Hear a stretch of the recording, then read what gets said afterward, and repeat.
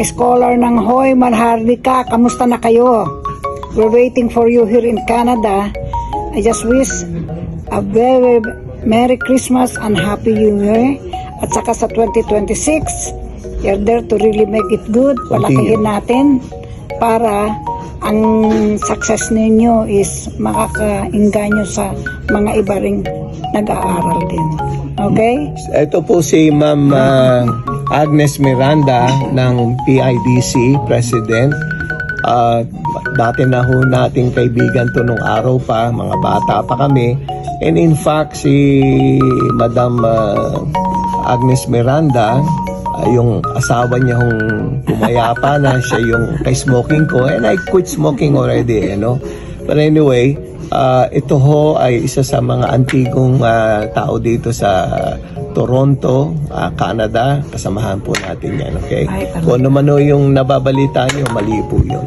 Okay? But anyway, yung scholar ho namin, I would like to report to you, at kung pwede may balita mo sa mga tiga PIDC, dalawa ho nung una naming mga scholar na andito na. Oh, that's very good. Mga valedictorian, summa cum laude sa PUP pa. Yeah. Tapos sa kapag-asawa, nag-anak, doon sa opisina namin nag-training ng trabaho para magkaroon sila ng tinatawag na work experience, mga ginawa naming manager. Yeah. Nandito na ho, and they are now working for me full-time sa CWSS sa immigration.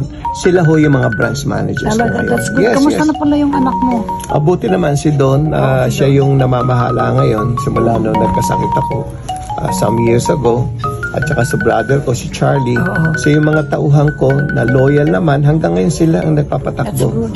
Kaya nung COVID-19, walang makarating dito sa Canada, kami tuloy-tuloy lang ang negosyo namin, tuloy-tuloy ang parating namin. Kahit na may COVID, kami lang yung tuloy-tuloy talaga.